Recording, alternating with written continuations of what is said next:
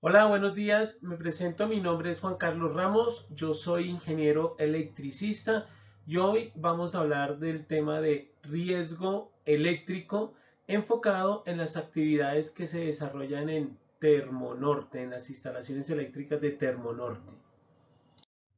Bueno, algunas recomendaciones importantes para la capacitación. Hoy la capacitación tiene una duración de 2 horas aproximadamente.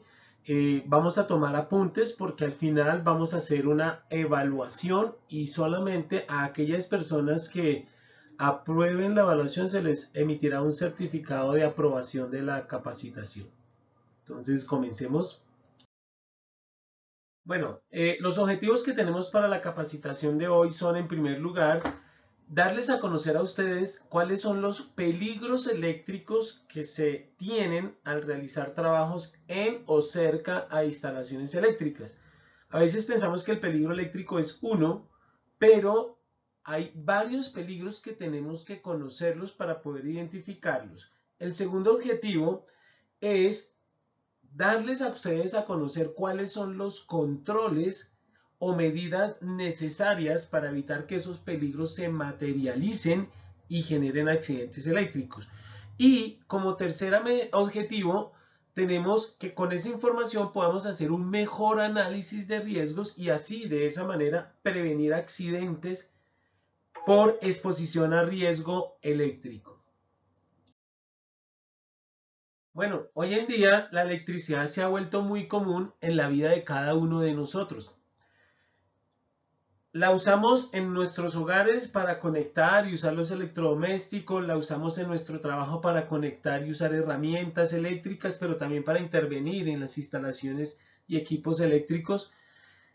Y la falta de respeto hacia los peligros eléctricos es lo que abre la puerta para que puedan suceder accidentes que en algunos casos son leves, pero en muchos otros casos son muy graves. Nosotros nos acostumbramos, cuando algo se vuelve rutinario en la vida de cada uno de nosotros, nos acostumbramos a actuar de manera insegura y a convivir con condiciones inseguras. Y eso es lo que queremos concientizarlos a ustedes hoy, de evitar ese convivir con condiciones inseguras. Los choques eléctricos lo suficientemente fuertes como para matar a una persona, y aquí quiero resaltar el como para matar a una persona, porque la corriente eléctrica puede matar y ha matado a personas. Entonces, esto es de suma importancia y quiero que le prestemos mucha atención para evitar el paso de la corriente por nuestro cuerpo. En las actividades que se realizan en Termonorte con exposición a riesgo eléctrico, ¿por qué ocurren o pueden ocurrir los accidentes eléctricos? Básicamente por dos razones. En primer lugar, por las condiciones inseguras que pueden estar en las instalaciones o en los equipos eléctricos. Y el segundo motivo es por los actos inseguros que podemos cometer cuando no cumplimos las normas de seguridad establecidas en la legislación colombiana. Vamos a ver algunos ejemplos de condiciones inseguras y de actos inseguros. En esta diapositiva podemos ver una condición insegura, y es que el cable se está conectando sin clavija a un tomacorriente. Y la excusa que le dan a uno es: ingeniero, ahí está funcionando, dejémoslo así que está funcionando. No, no se trata de que los equipos o instalaciones eléctricas funcionen, se tratan de que funcionen ofreciendo seguridad. Entonces, no convivamos con esas condiciones inseguras. Otro ejemplo que vemos en esta diapositiva de condiciones inseguras es que la puerta del tablero permanece abierta. Es una condición insegura porque puede ingresar mugre, puede ingresar polvo, pueden ingresar animales al interior del tablero y ocasionar accidentes eléctricos. Otra condición insegura que vemos acá es que no se tiene el símbolo de riesgo eléctrico, el cual es exigido por la legislación colombiana para dar una advertencia de los peligros eléctricos dentro de ese equipo. Bueno, aquí vemos claramente varias condiciones inseguras. Primero, el área al frente de los tableros se conoce como área de trabajo y vemos que aquí esta área no está despejada como nos solicita la norma, que sea de por lo menos 90 centímetros que esté despejada. Y además hay elementos como pintura, que son elementos inflamables y ante la generación de una chispa que se pueda presentar en el tablero, pues puede producir un conato de incendio. Entonces, mantengamos despejadas las áreas al frente de los tableros, ya que la norma nos pide que por lo menos 90 centímetros estén despejadas. Bueno, aquí vemos otra condición insegura y es con una extensión eléctrica. No es que el uso de la extensión eléctrica sea una condición insegura, simplemente que la norma nos pide que cuando usemos extensiones no las dejemos expuestas a daños físicos. Aquí vemos que la platina está presionando el cable y puede llegar a dañar el aislamiento del conductor. Y aquí en este toma corriente que vemos acá en la pared, la cual estoy ampliando acá, pues se observa que está sin tapa. Vemos que deja las partes energizadas expuestas, los tornillos adentro, y cualquiera que puede ir a conectar o desconectar algún equipo puede accidentalmente entrar en contacto con esas partes energizadas. Vemos que la clavija no está bien conectada, sus patas están expuestas y están energizadas. Vemos que la tercera patica de la clavija, la puesta a tierra, no la tiene, se la quitaron. Y además vemos que se hizo un mal empalme aquí de la extensión. Entonces, tengamos mucho cuidado con el uso de extensiones eléctricas. Las excusas que dan es, ingeniero, son 3 minutos mientras yo uso el equipo afuera y no más. Los riesgos eléctricos no dependen del tiempo. Y como una última condición insegura que quiero dar en esta introducción, vemos unos guantes dieléctricos que están en mal estado, están recortados, están contaminados. Aquí vemos que están contaminados, no sabemos si es grasa, si es aceite, si es ACPM. Y en el evento en que estemos usando los guantes de esta manera y se llegue a generar alguna chispa y caiga ahí, pues puede también provocar algún incendio si es un material inflamable con el cual está contaminado. Obviamente los guantes en este estado no tienen por qué usarse. Me impresionaba que cuando hice la inspección las personas usaban este guante teniendo una falsa sensación de seguridad. Entonces a lo que los quiero llevar a ustedes es que las condiciones inseguras se pueden dar no solamente en instalaciones y equipos, sino también en los elementos de protección personal, para que también le hagamos inspección y revisión antes de usarlos. Bien, ahora veamos algunos ejemplos de actos inseguros. En esta diapositiva estamos viendo que se realiza una actividad muy común, muy rutinaria, y es hacer una medición eléctrica en un tablero eléctrico. Y es una actividad que es fácil de hacer, simplemente es llevar las dos puntas del multímetro a dos puntos del tablero y es una actividad que no me lleva mucho tiempo. En 5 segundos podemos realizar la actividad de la medición. Y hay personas que piensan que porque la actividad es fácil y que no se demora mucho, eso hágale así que eso no pasa nada, en 5 segundos eso no pasa nada. Pues si pensamos así estamos equivocados porque, vuelvo y digo, los peligros eléctricos no dependen del tiempo en que dura una actividad. Los peligros eléctricos están desde el segundo cero y tenemos la obligación de identificarlos para establecer medidas de control. Obviamente, en esta actividad que se está realizando, hay peligros eléctricos y deberían haberse establecido algunas medidas muy básicas de seguridad que vemos que no se están estableciendo. En primer lugar, vemos que la persona tiene un anillo puesto. Las normas en Colombia nos dicen que no usemos ningún elemento conductor cuando estemos trabajando con instalaciones eléctricas, ni argollas, ni relojes, ni pulseras. Inclusive, la norma nos dice que para ciertas actividades no debemos usar ni siquiera la chapa de la correa que sea conductora, que sea metálica. Otra acto inseguro que vemos acá es la falta de uso de elementos de protección personal. Vemos que la persona está trabajando sin guantes.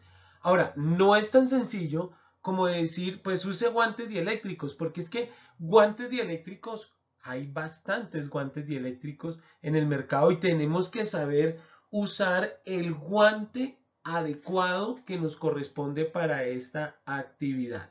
Porque podemos estar usando un guante dieléctrico, pero no necesariamente estar protegidos porque podemos estar usando un guante que no corresponde al tipo de instalación en el cual estamos trabajando.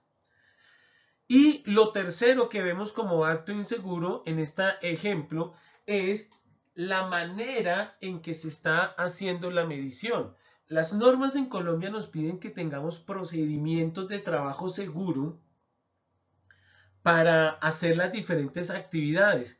En este ejemplo, vemos que la manera correcta y la manera segura es que en cada mano se tenga una punta del multímetro, pero vemos que la persona tiene en una mano el multímetro, en otra mano tiene una punta del multímetro y la punta roja la dejó puestecita, ahí como que hay un huequito, dejémosla ahí que se sostenga sola.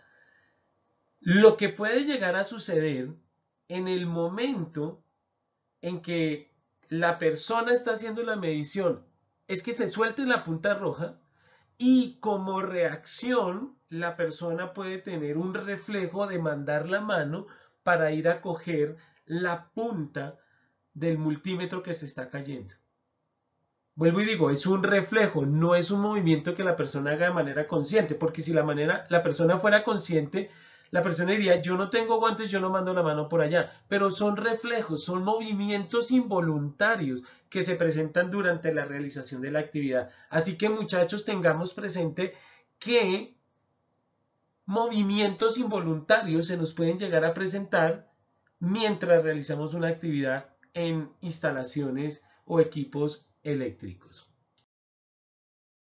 Aquí en esta diapositiva vemos otro ejemplo que se está haciendo la misma actividad, pero vemos que se está haciendo de manera diferente. Se está haciendo la medición, se tienen elementos de protección personal, los guantes dieléctricos, y en cada mano se tiene una punta del multímetro. Ahora, yo sé que alguno de ustedes dirá, pero es que si lo hacemos de la manera anterior, sin guantes, nos demoramos 5 segundos.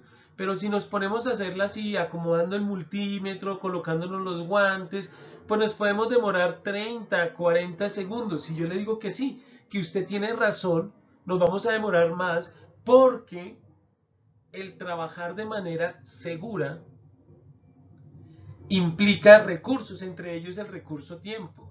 Y la norma en Colombia nos dice que no sacrifiquemos la seguridad por el afán, no sacrifiquemos la seguridad por el tiempo. Entonces, hagamos las cosas de manera correcta, vemos que sí se pueden hacer. En esta siguiente diapositiva, aquí vemos que se está realizando la actividad, la misma actividad de hacer una medición en un tablero, pero vemos más controles, ya no solamente se tiene el uso de los guantes, sino que se tiene una careta también como protección, porque tal vez ellos en el análisis de riesgos determinaron que para los peligros que había en ese tablero debían usar una careta para protección. Y otro control bien importante es que hay 2 personas realizando la actividad.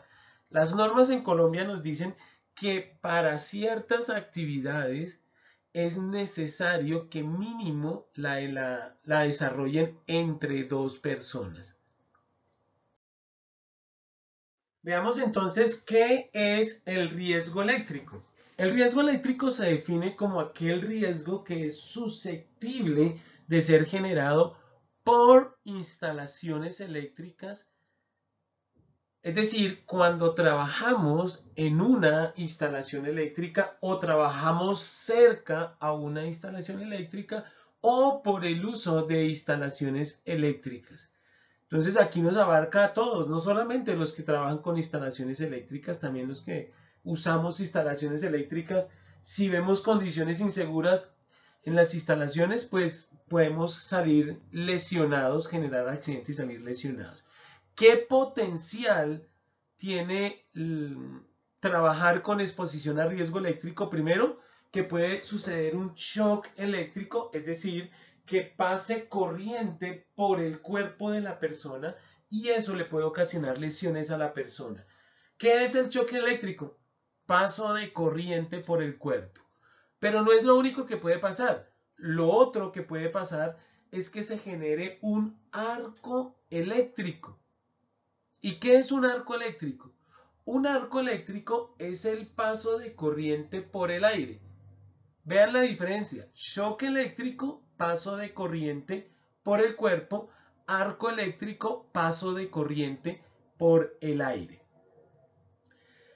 ¿Qué potencial tiene el arco eléctrico? Que puede producir alta temperatura. Y cuando hablo de alta temperatura, estoy hablando de 10.000, 15.000 grados centígrados, que así el arco eléctrico dure un segundo, estar expuestos a esas temperaturas nos pueden quemar. Y hay personas que han salido quemadas por el arco eléctrico. Ahora bien, la protección que se requiere contra un arco eléctrico es diferente a la protección que se requiere para un shock eléctrico. Es decir, un guante dieléctrico me protege contra choque eléctrico, pero no me protege contra un arco eléctrico, porque aquí necesito otro tipo de elemento de protección personal. Entonces, hay dos medidas principales contra arco eléctrico. La primera es guardar distancia de seguridad. ¿Por qué? Porque un arco eléctrico se puede generar por cercanía a una instalación eléctrica. Y la otra medida de seguridad son equipos de protección personal contra arco eléctrico, que son diferentes, vuelvo y digo, a los EPPs contra choque eléctrico. Y lo tercero que puede suceder es una explosión. Siempre, el 100% de las veces que se genera arco eléctrico, se va a generar una explosión. ¿Por qué? Por el aumento súbito de la temperatura hace que aumente también de manera súbita la presión en el ambiente y eso hace que se genere una onda explosiva que también hace que las personas puedan salir lesionadas. Cuando hablamos de lesiones que puede producir la exposición a riesgo eléctrico, se conocen dos tipos de lesiones. Una son las lesiones producidas por la electrocución y el otro tipo de lesiones son las quemaduras, que pueden ser quemaduras internas o quemaduras externas. Las quemaduras internas se deben al paso de la corriente por el cuerpo y no son visibles. Cuando nosotros nos accidentamos, nosotros miramos nuestro cuerpo y aparentemente no hay nada, decimos no nos pasó nada. No, no sabemos si internamente hubo quemaduras. El otro tipo de quemaduras son las externas, que son producidas por la exposición a energía incidente. ¿Qué es la energía incidente? Lo que la norma llama energía incidente básicamente es una energía calorífica que se genera cuando se genera un arco eléctrico. Como ya vimos, el arco eléctrico genera alta temperatura. Esa energía calorífica me puede ocasionar quemaduras externas. Entonces tengamos cuidado cuando trabajemos con instalaciones eléctricas para evitar lesiones por el paso de la corriente, entre ellas las quemaduras internas, y por supuesto también evitar estar expuestos a arco eléctrico que puede generarnos quemaduras externas. Y ustedes saben que las quemaduras externas, sobre todo de segundo y tercer grado, son de mucho tiempo de recuperación. Y bien, vamos a hablar ahorita de normatividad en seguridad eléctrica. Así como existe legislación y normatividad para otros riesgos como trabajo en alturas, que ustedes la conocen muy bien, para seguridad vial, también tenemos normatividad en seguridad eléctrica que es importante que conozcamos. Nosotros no podemos decir que técnicamente sabemos hacer las cosas muy bien, hacer las conexiones muy bien, si no nos cuidamos de acuerdo a lo que dice la normatividad en seguridad eléctrica cuando hacemos ese tipo de trabajo. Entonces vamos a conocer cuáles son las normas más importantes en riesgo eléctrico o en seguridad eléctrica que tenemos en Colombia. Bueno, en primer lugar, Debemos mencionar que tenemos bastante legislación en seguridad eléctrica en Colombia, pero hay 4 normas principales que quiero mencionar hoy, son las principales que tenemos en Colombia. En primer lugar, mencionemos el RETIE y la NTC 2050. En otro grupo tenemos las otras dos, que son la resolución 5018 de 2019 y la NFPA 70E. Ahora, ¿por qué las tenemos separadas en dos grupos? Resulta que las dos de arriba, el RETIE y la NTC 2050, traen medidas de seguridad para las instalaciones eléctricas, es decir, para evitar que hayan condiciones inseguras en una instalación eléctrica. Mientras que las dos de abajo, la resolución 5018 de 2019 y la NFPA 70E, traen medidas de seguridad enfocadas a las personas que realizan trabajos en instalaciones eléctricas. Entonces, aquí en estas dos de abajo vemos que, ejemplos como que nos dice las personas que pueden trabajar en instalaciones eléctricas deben ser personas calificadas y nos hablan y nos determinan cuál es la competencia. Nos dicen que las personas deben trabajar usando elementos de protección personal, cumplir con unos procedimientos de trabajo seguro, en fin. Entonces, la capacitación que estamos viendo en este momento es una capacitación que está basada en la legislación. Aquí no es que el ingeniero Juan Carlos nos dijo que hay que hacer tal cosa, no, es que está establecido en la legislación colombiana el hacer, el no hacer ciertas maneras, los trabajos en instalaciones eléctricas. Entonces, a medida que vamos viendo peligros, a medida que vamos viendo controles, yo les voy diciendo en dónde dice, si dice en el RETIE, si dice en la NTC 2050, si dice en la resolución 5018 o en la NFPA 70E para que ustedes tengan claro. Bueno, comencemos a ver los controles y el control más básico que existe frente al riesgo eléctrico es el del símbolo de riesgo eléctrico.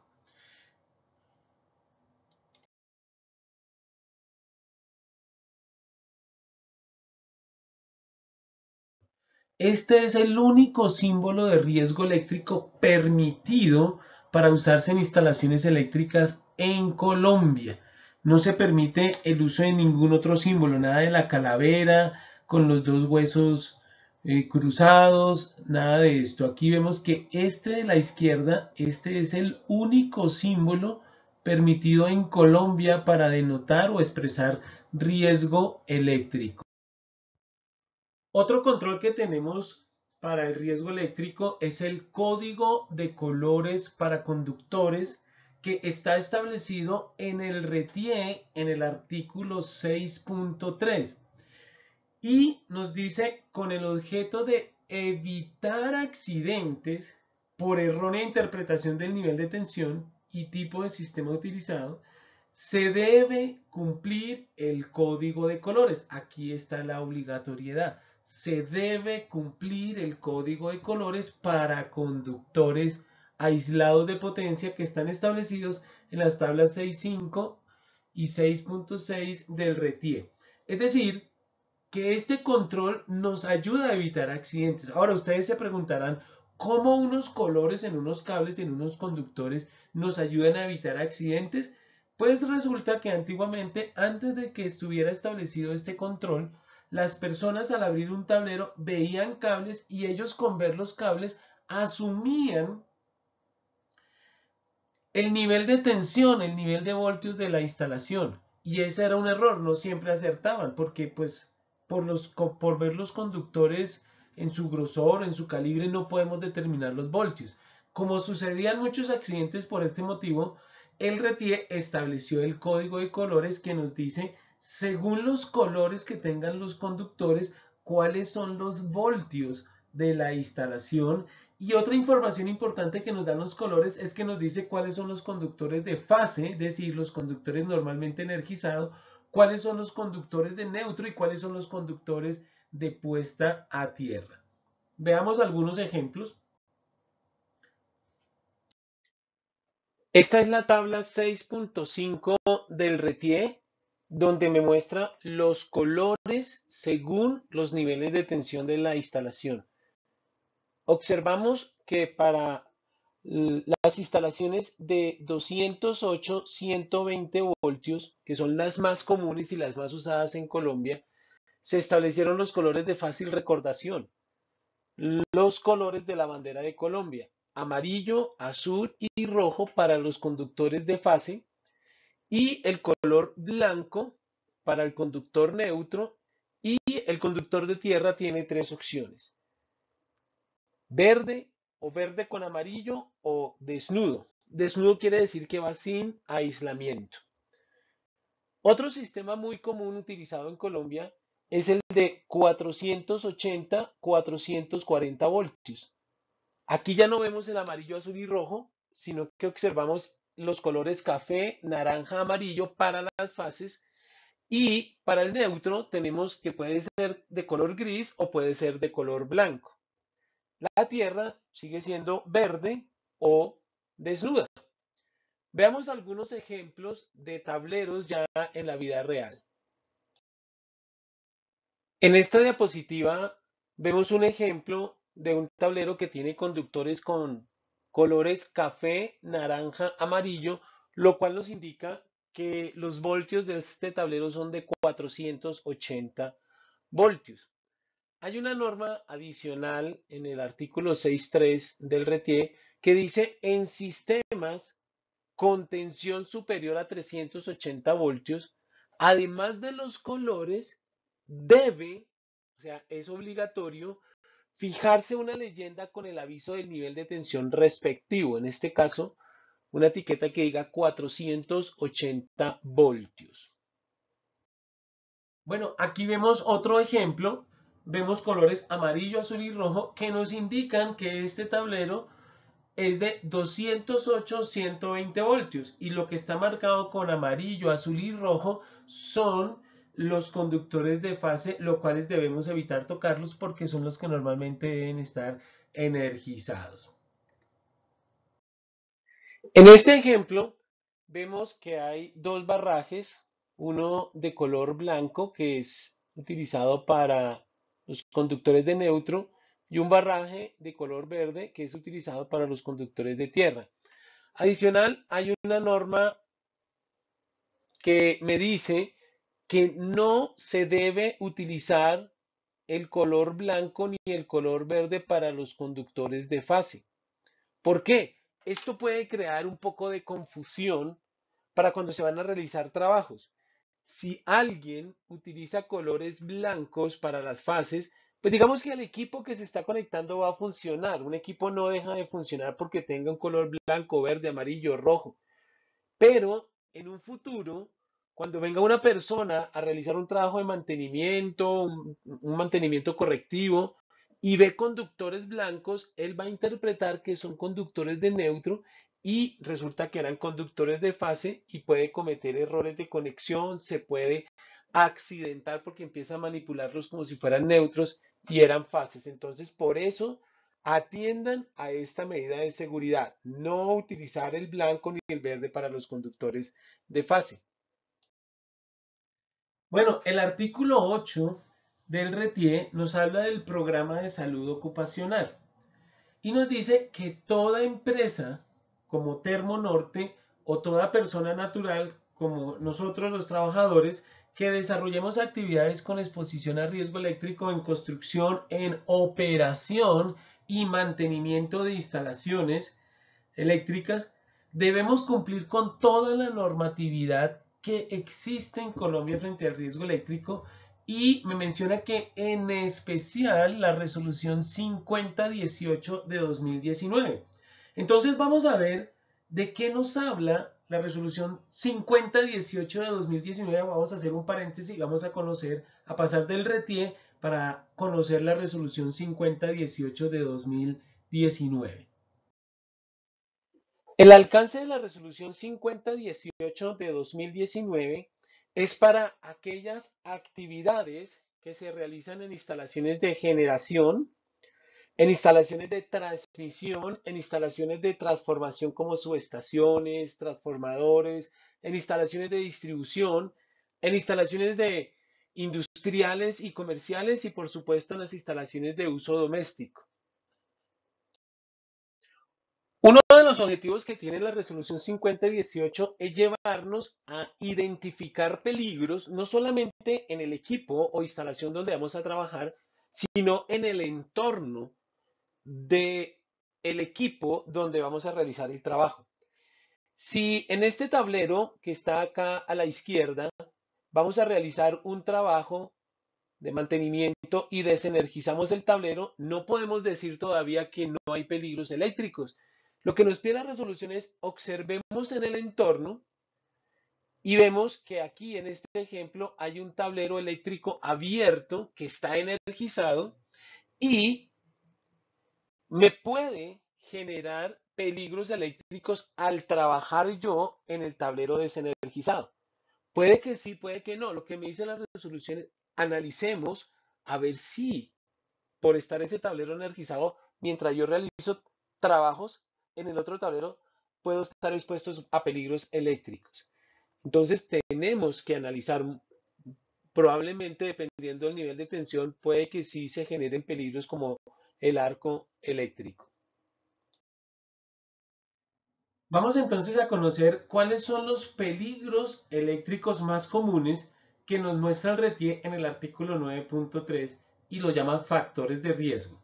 Entonces presten mucha atención porque voy a explicar los peligros y los controles para cada uno de esos peligros. El primer peligro es el de arco eléctrico. Ya explicamos lo que es un arco eléctrico. Lo que vemos en esta imagen es un arco eléctrico, es corriente que está pasando por el aire. ¿Y cómo se puede generar un arco eléctrico? No necesita contacto. Un arco eléctrico se puede generar por un cortocircuito, en un daño en una instalación, un mal contacto que se hizo, pero también se puede generar un arco eléctrico por cercanía a partes energizadas. No necesito un contacto, simplemente con acercarme a cierta distancia podemos generar un arco eléctrico. ¿Cuáles son entonces las medidas de protección contra un arco eléctrico? Primero, guardar una distancia de seguridad. Por eso aquí nos dice el RETIE, mantener una distancia de seguridad. Más adelante vamos a hablar del tema de las distancias de seguridad para conocer cuáles son las distancias de seguridad. Pero si no podemos guardar la distancia de seguridad mientras realizamos la actividad, entonces la norma nos dice que debemos usar elementos de protección personal contra arco eléctrico que son ignífugos, son diferentes a los dieléctricos. Aquí necesitamos elementos de protección personal ignífugos. Veamos cómo es la secuencia de un arco eléctrico. Bueno, los peligros que involucran estar expuestos a un arco eléctrico son el calor extremo, las quemaduras, el impacto físico por objetos que son desplazados durante la explosión, el impacto de luz, la radiación puede dañarme la vista y el impacto sonoro. La explosión produce tanto ruido que me puede afectar el tema de la audición. ¿Cuándo podemos decir que existe un peligro de arco eléctrico? Técnicamente, identificamos un peligro de arco eléctrico cuando hay partes energizadas expuestas. Ahora, ¿qué quiere decir partes energizadas expuestas? Que se pueden llegar a hacer contacto con ellas de manera accidental, con un movimiento involuntario, se cayó la herramienta e hizo contacto con las partes energizadas. Es decir, no hay ninguna barrera que impida el contacto accidental. Pero si tenemos un acrílico de por medio delante de los barrajes, ahí no hay peligro de arco eléctrico porque pues no hay cómo tocar esos barrajes, esas partes energizadas.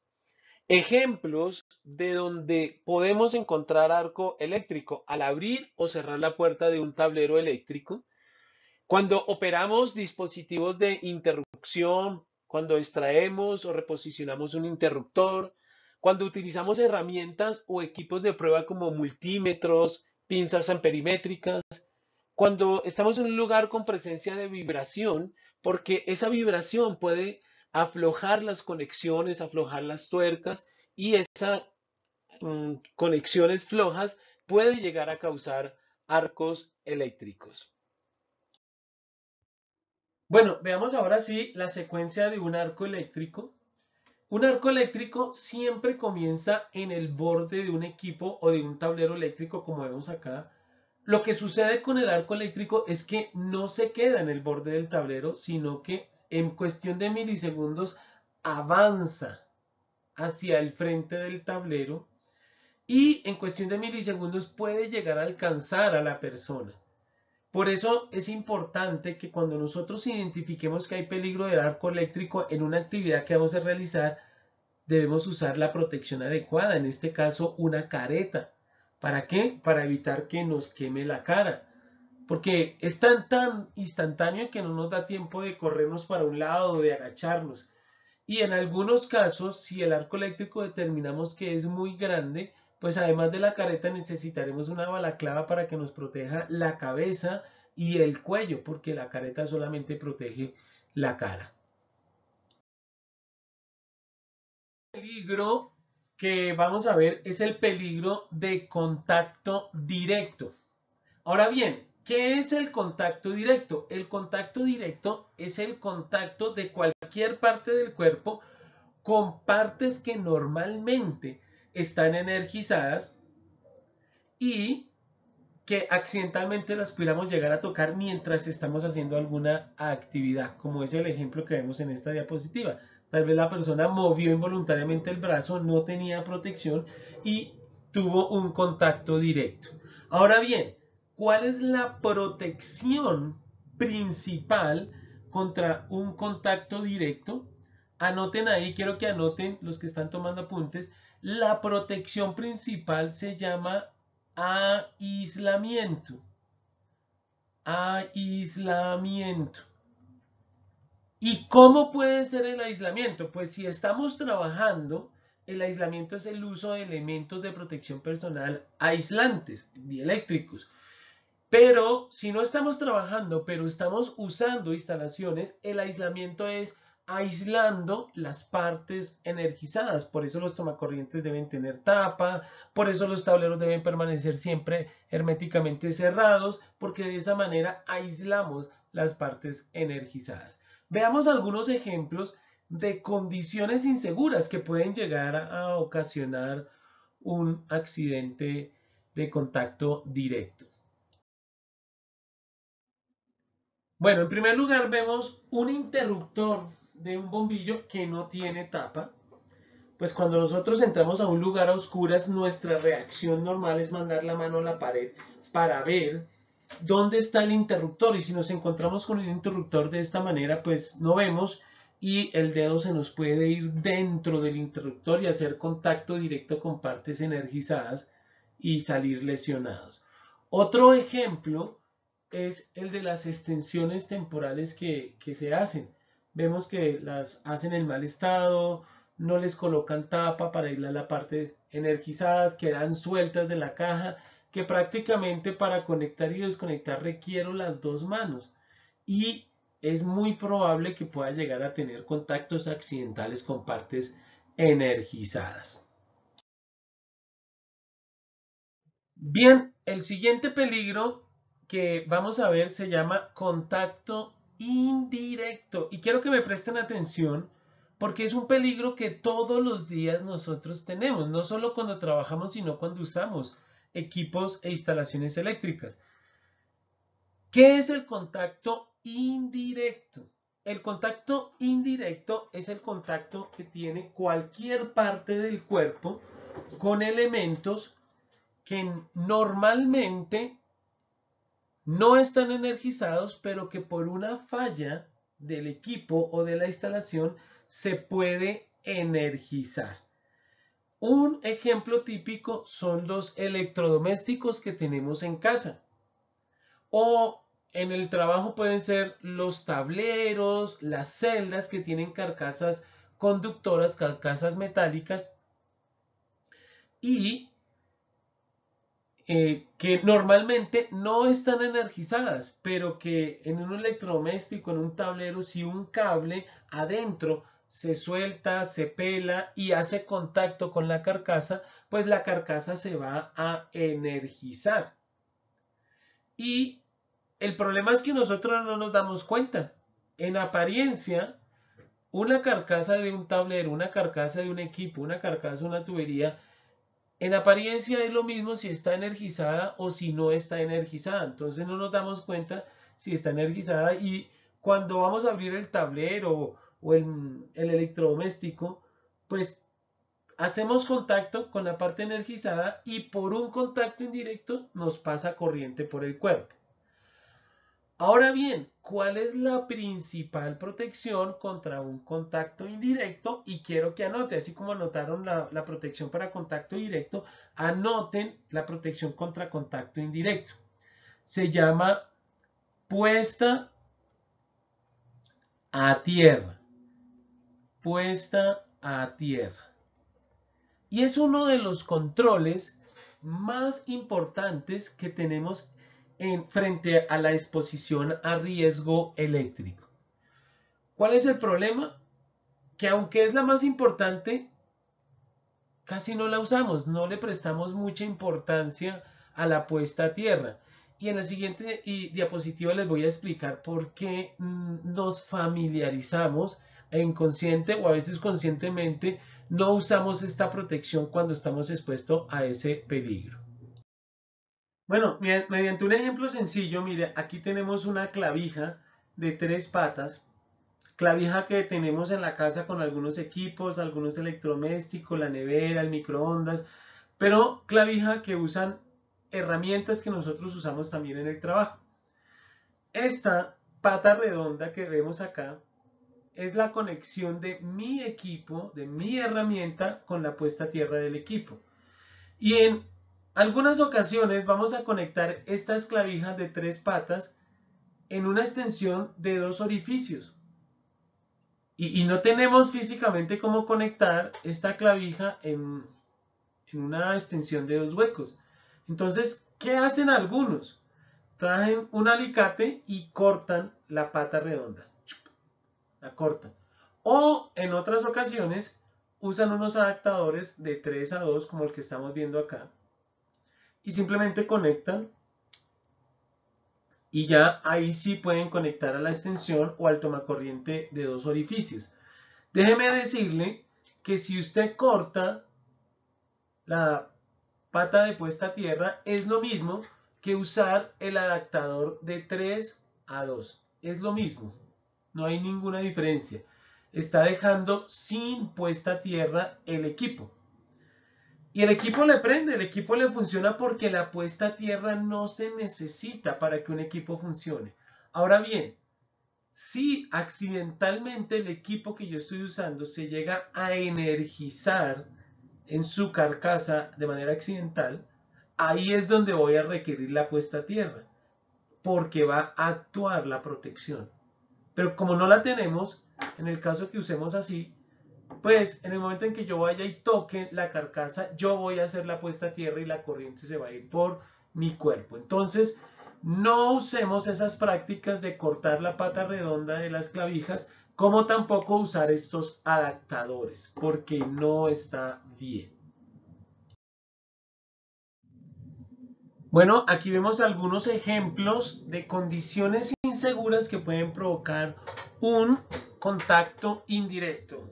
Vemos que la carcasa y la puerta metálica de este tablero no están siendo conectadas a la puesta a tierra, por lo tanto, aunque el tablero y todo lo que está conectado al tablero funcione bien, pues no está ofreciendo protección contra contacto indirecto. Aquí vemos otro ejemplo de lo que estamos hablando ahorita, de la clavija de 3 patas que necesita ser conectada a una extensión de 2 huecos. Aquí le abrieron la pata, no alcanzaron a romperla y el equipo está funcionando, pero no está ofreciendo protección contra contacto indirecto. Otro peligro que vamos a ver es el de cortocircuito. ¿Qué es el cortocircuito? Básicamente es la unión física entre 2 conductores que están a diferentes voltios. Una fase con otra fase, una fase con un neutro, una fase con una puesta a tierra o algo puesto a tierra que accidentalmente se tocan y generan un cortocircuito. ¿Qué provoca el cortocircuito? Una corriente muy grande que, si no la controlamos, sube a valores grandes de kiloamperios y puede provocar incendios. Entonces, ¿cuál es el control principal para un cortocircuito? Tenemos los interruptores automáticos, lo que conocemos como breakers. Esos son los interruptores automáticos. ¿Por qué? Porque cuando la corriente empieza a subir y pasa por encima de cierto valor, el interruptor automático se dispara y así evita que la corriente coja valores grandes y evita la provocación de incendios o conatos de incendios. El siguiente peligro es la electricidad estática. ¿Y cómo se genera la electricidad estática? Básicamente por la fricción y separación de elementos aislantes. ¿Cómo nosotros entonces generamos la electricidad estática? Cuando nosotros caminamos, dependiendo del material del calzado, hacemos fricción y separación con el piso y podemos generar electricidad estática. O en la fricción de nuestros brazos con la ropa, dependiendo del material de la ropa, podemos llegar a generar la electricidad estática. El tema es que nosotros no sentimos cuando generamos la electricidad estática, porque eso no se siente. La generación de electricidad estática no se siente y no sabemos o no nos damos cuenta que estamos con electricidad estática hasta que lleguemos a tocar algo conductor que nos sirva de puesta a tierra. Por eso, en algunas ocasiones, cuando vamos a saludar a alguien y sentimos que nos pasó corriente, resulta que es que ese alguien nos sirvió de puesta a tierra y descargamos la estática que nosotros habíamos generado. O cuando vamos a abrir una puerta, cuando tiene chapa metálica, una ventana, son ejemplos con los cuales experimentamos la electricidad estática. El siguiente peligro son los rayos. Y podemos estar expuestos a rayos, a descargas atmosféricas cuando hacemos trabajos a la intemperie. Entonces, hay controles de ingeniería para protegernos de descargas atmosféricas, como son el CIPRA, que conocemos como CIPRA. Lo voy a escribir acá para que ustedes lo anoten. CIPRA, Sistema Integral de Protección contra Rayos. CIPRA. Ahorita más adelante les voy a explicar en qué consiste el CIPRA. Es un control de ingeniería que deben tener las instalaciones eléctricas. Otro control que sugiere la norma, el RETIE, es suspender actividades de alto riesgo a la intemperie. Suspender actividades de alto riesgo cuando estamos a la intemperie.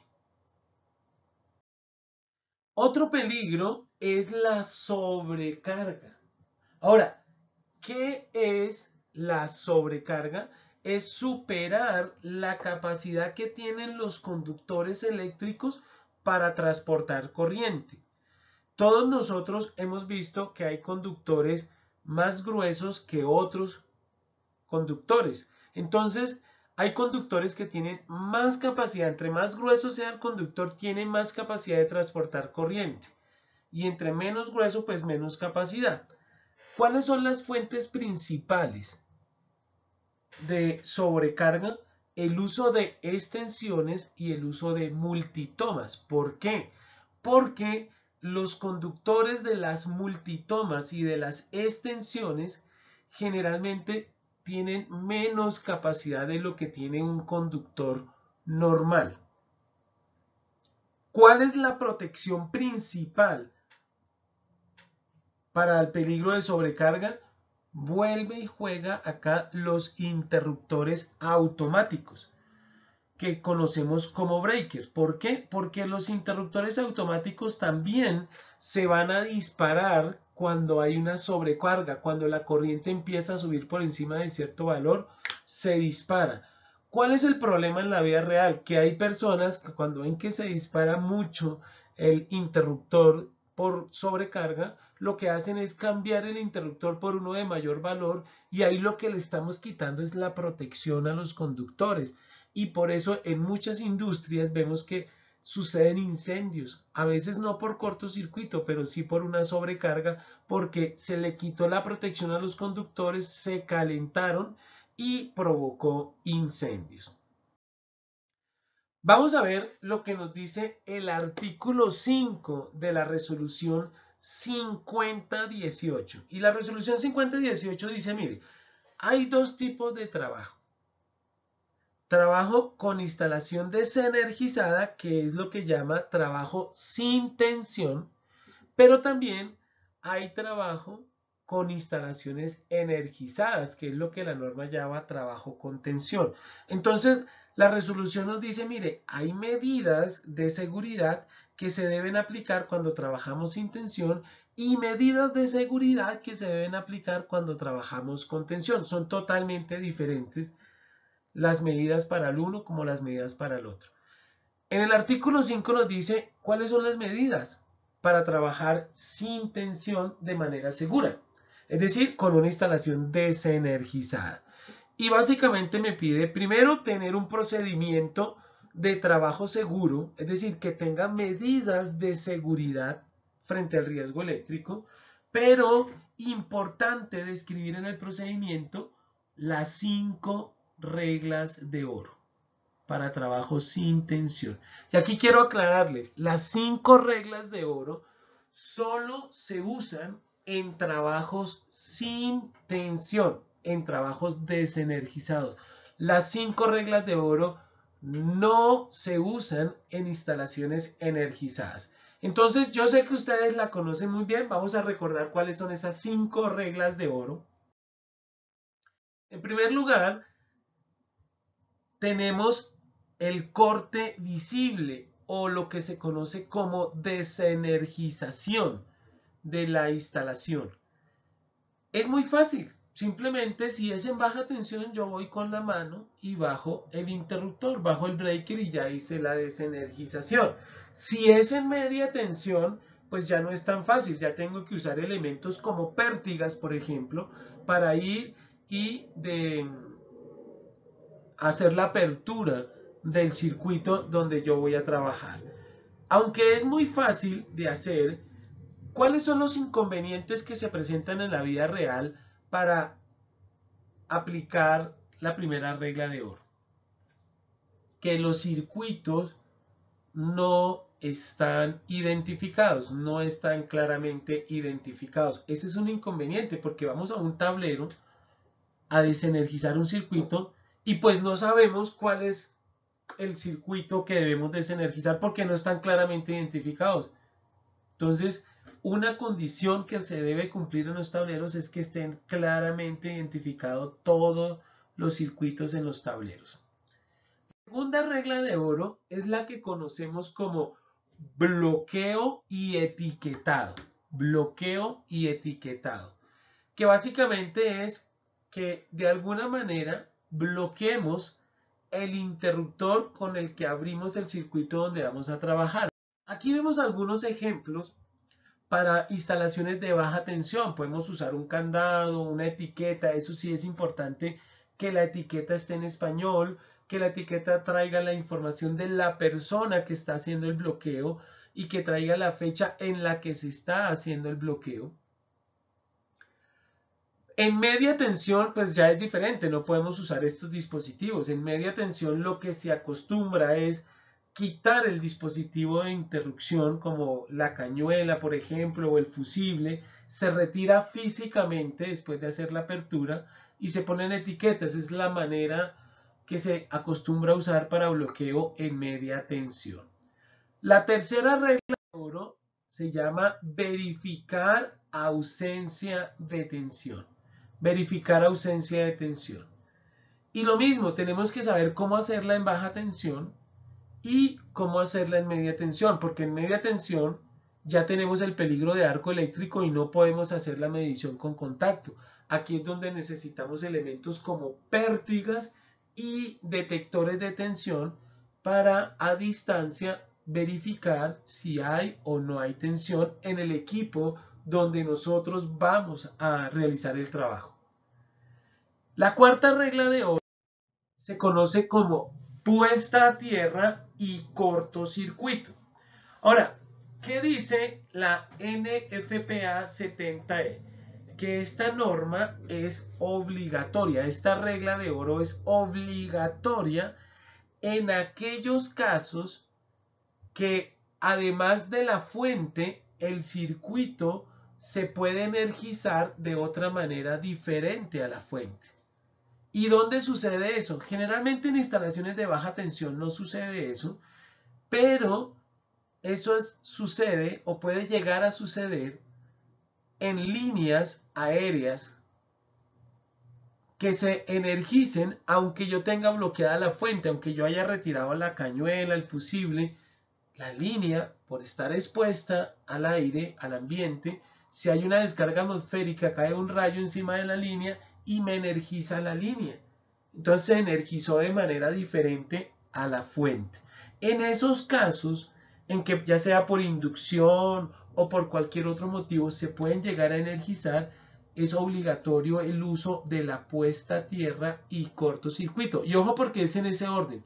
Primero se hace la puesta a tierra, en esto se conoce puesta a tierra temporal, y luego se hace el cortocircuito. Y la quinta regla de oro es demarcar el área de trabajo. Demarcar el área de trabajo. Ahora, ¿cuál es el objetivo de demarcar el área de trabajo? Evitar el ingreso de personas no autorizadas. ¿Por qué lo digo? Porque a veces nosotros colocamos el cono y la cinta así nomás creyendo que la gente va a respetar el no pasarse. La gente entiende cuando ve la señalización del cono y la cinta que nos están diciendo no pase, pero hay personas que se exceden en confianza y dicen, no, yo tengo cuidado, yo me paso con cuidado, eso no pasa nada. Y resultan pasándose, y usted que está metido en su cuento, trabajando en su cuento de la instalación, usted no está pendiente si la gente se le está pasando o no, y se le pasaron. Veamos algunos ejemplos. Aquí vemos una demarcación que, aunque es clara, la gente lo entiende, no se hizo de una manera efectiva para evitar que las personas ingresaran al lugar de trabajo. Entonces vemos que las personas se ingresan al lugar de trabajo. Aquí vemos otro caso.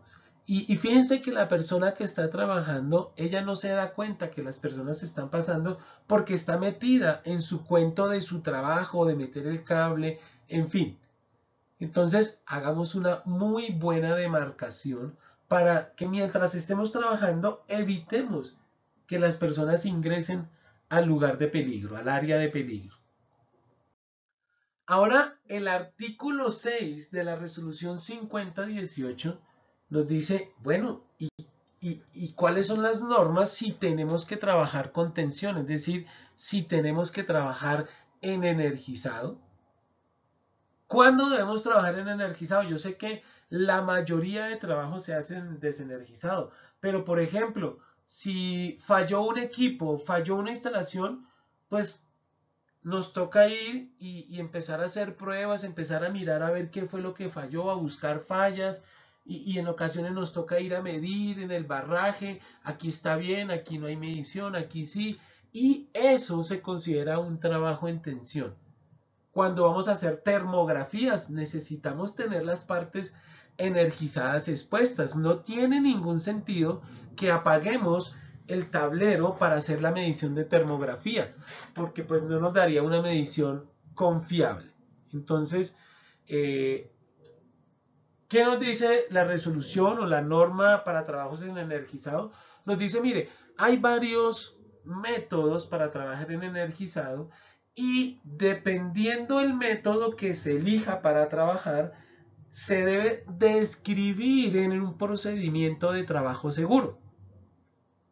El primer método es el método de trabajo en contacto con tensión.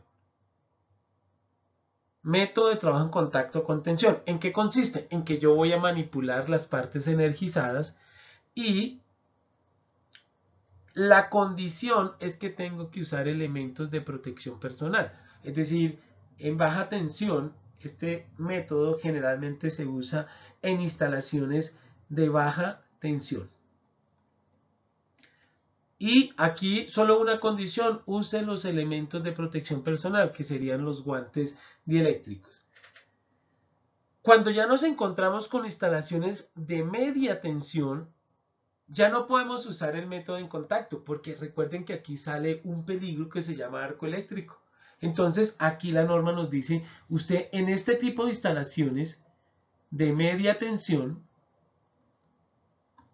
debemos usar el método de trabajo a distancia, que aquí son tres condiciones: el uso de elementos de protección personal, el uso de elementos como pértigas, como apoyo, y guardar una distancia de seguridad.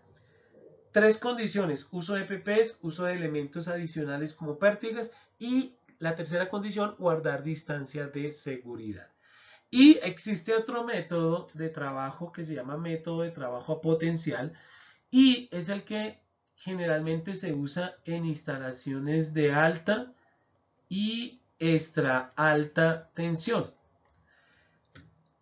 que aquí ya usamos elementos conductores, no usamos elementos aislantes por los niveles de tensión, y usamos elementos conductores. Entonces, si vamos a trabajar directamente en una línea aérea de alta o extra alta tensión, usamos un traje que trae conductores por dentro y se conoce como traje de jaula de Faraday, y eso va a asegurar que todo mi cuerpo esté a los mismos voltios, y si no hay diferencia de voltios en dos puntos del cuerpo, pues no va a haber paso de corriente.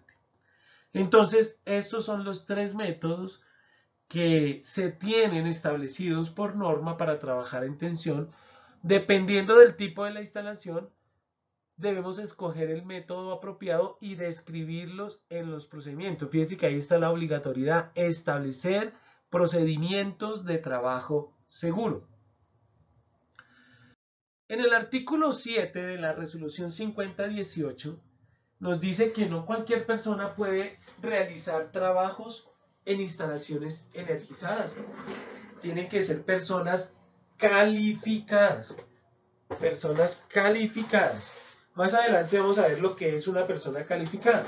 Porque persona calificada no es la que sabe de electricidad solamente. Debe cumplir otras condiciones para que se considere una persona calificada.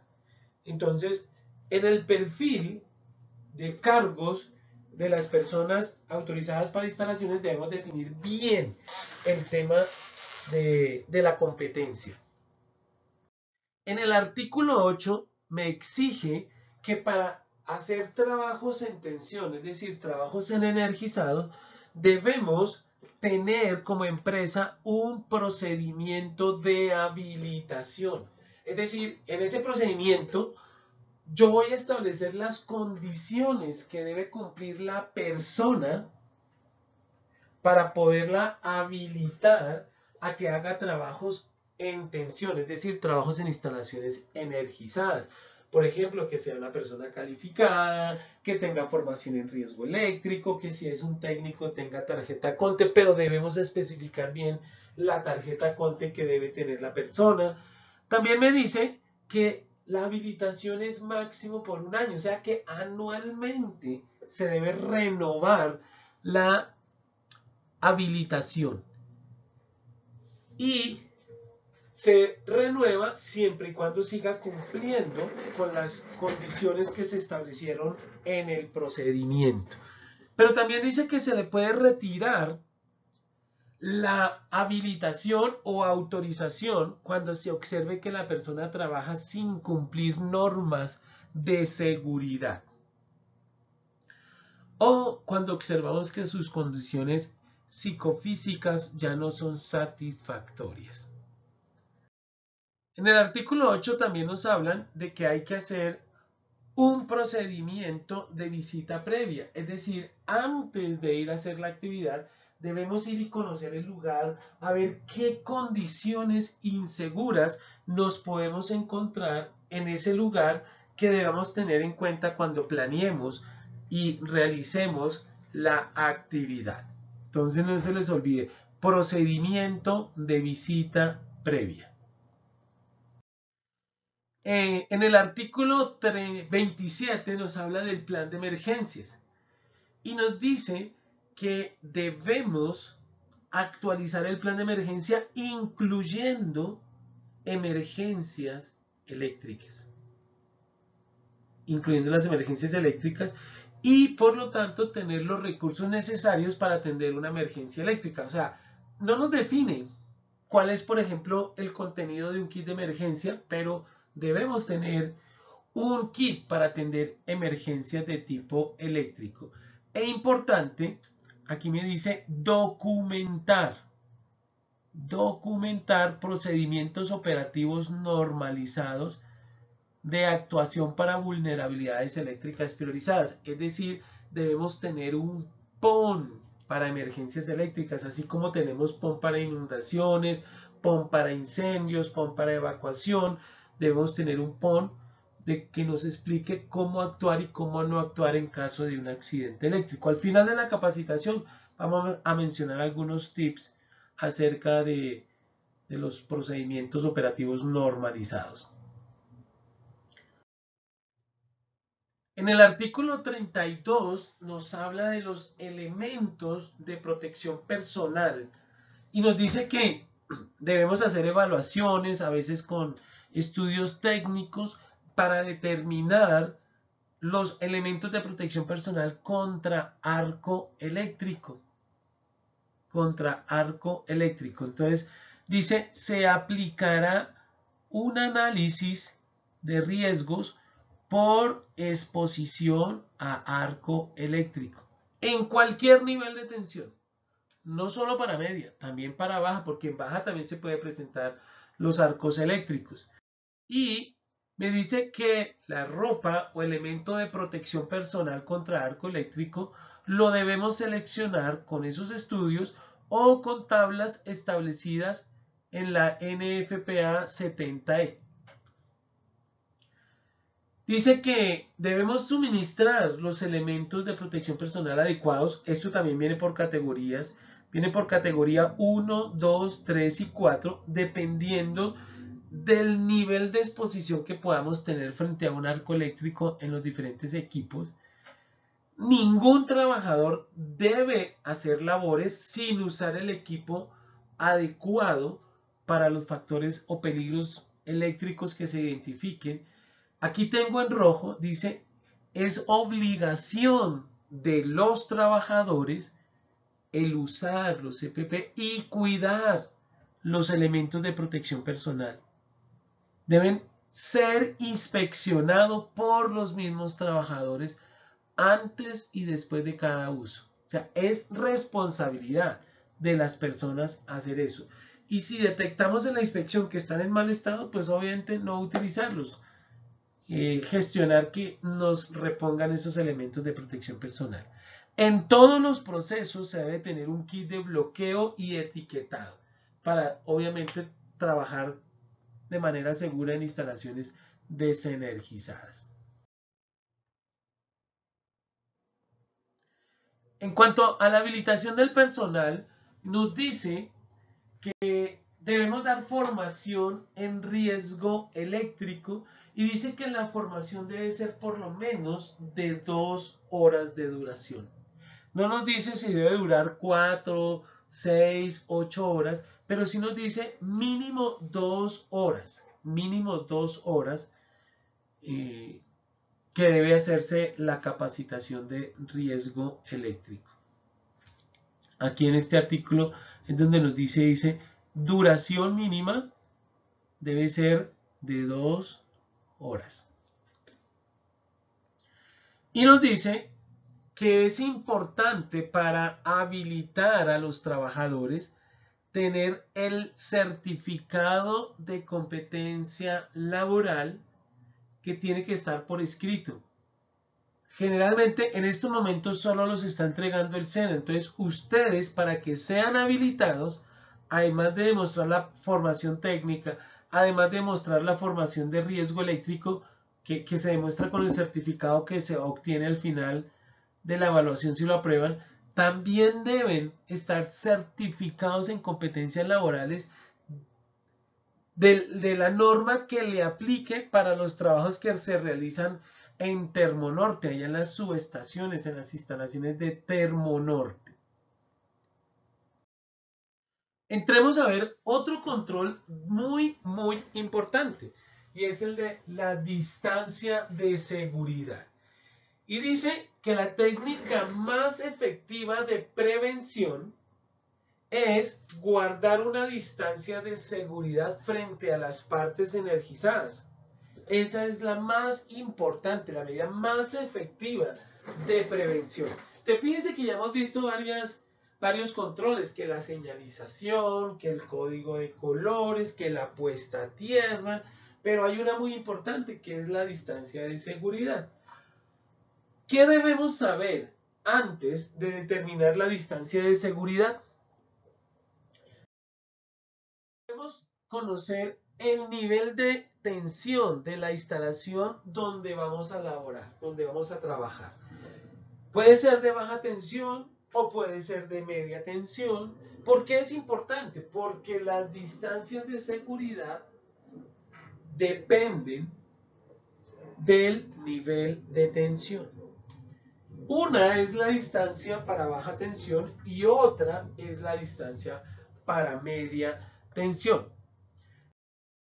Entonces, hay una tabla, la tabla 18.1 del RETIE, que me dice que frente a redes aéreas, la persona debe guardar una distancia. Entonces, si vemos una red aérea y no conocemos el nivel de tensión, pues no vamos a saber cuál es la distancia segura. Por eso es importante identificar, saber, estar seguro de la línea aérea, cuál es el nivel de tensión, cuáles son los voltios. En esta tabla encontramos que, para un ejemplo, en media tensión, 13.200, 13.800 voltios, la distancia que debe guardar una persona son 95 centímetros. 95 centímetros, teniendo en cuenta los movimientos involuntarios que pueda tener la persona. No es que la persona se pare y diga, desde la cabeza ya tengo la distancia de seguridad, porque si en algún movimiento involuntario levanta el brazo y si tiene una herramienta, una tubería, puede llegar a romper la distancia y generar el arco eléctrico. Ahora, las distancias, ya no frente a líneas aéreas, sino frente a equipos o tableros, es diferente. Tenemos una tabla diferente y las distancias son diferentes. Entonces, veamos las distancias que nos habla el RETIE. Esto está establecido en el RETIE, en el artículo 13 del RETIE, es que nos habla de las distancias de seguridad. Y nos dice que hay un límite, hay tres distancias. La más lejana del tablero, si este de acá es el equipo donde nosotros vamos a trabajar, esta distancia más lejana se llama límite de aproximación seguro y aplica para personas no calificadas. Ahí es donde se debe de marcar para que las personas no calificadas sobrepasen esa distancia y no estén expuestas a peligros. Hay una distancia que es un poco más cerca al tablero y dice límite de aproximación restringida. Límite de aproximación restringida. Que aplica para personas calificadas. Aplica para personas calificadas. Ya vamos a ver qué es una persona calificada. Y aplica para personas calificadas que no tienen elementos de protección personal. O sea, yo puedo ser calificado, pero si no tengo o no estoy usando en ese momento los elementos de protección personal, llego hasta ahí, hasta el límite de aproximación restringida, teniendo en cuenta también los movimientos involuntarios que yo pueda hacer mientras estoy ahí. Y el límite de aproximación técnica es la distancia más cercana de seguridad frente a la instalación eléctrica. Y esta distancia aplica a personas calificadas que sí están usando elementos de protección personal, dieléctricos. Entonces, esas son las tres distancias. Ahora, ¿cuáles son las distancias en centímetros o en metros? Pues hay una tabla, la tabla 13.7 del RETIE, que me dice, mire, dependiendo del nivel de tensión, aquí tenemos la primera columna, dependiendo del nivel de tensión, pues vamos a determinar las distancias de seguridad. Entonces, escojamos, no sé, media tensión como ejemplo. Entonces la media tensión venimos y la buscamos acá en la tercera línea. Hasta 15.000 voltios, media tensión hasta 15.000 voltios. ¿Cuál es el límite de aproximación seguro? Pues se demarca entre 1.5 y 3 metros. ¿Cuál es el límite de aproximación restringida para los que somos calificados pero no usamos EPP? En media tensión hasta 15.000 voltios serían 70 centímetros. Serían 70 centímetros. Y el límite de aproximación técnica, es decir, hasta donde ya nos podemos acercar como personas calificadas, si tenemos elementos de protección personal, serían 20 centímetros. 20 centímetros. Esta es la tabla 13.7. Sería bueno que ustedes la buscaran en el RETIE, la imprimieran y la tuvieran a mano, o la guardaran con un pantallazo ahí en su celular o algo para que la puedan consultar cuando necesiten saber si pueden acercarse más de cierta distancia. Bueno, otro control que tenemos y que vimos son los dispositivos de protección que se usan para cortocircuito y para sobrecarga. Entonces, tenemos los fusibles, son un ejemplo, y aquí vemos lo que son los fusibles. Son económicamente son muy baratos, 500 pesos, 1000 pesos, pero también tenemos los interruptores termomagnéticos, como los que vemos acá. Entonces, son ejemplos de dispositivos de protección que, dependiendo dónde los queremos usar, pues seleccionamos el fusible o el interruptor termomagnético.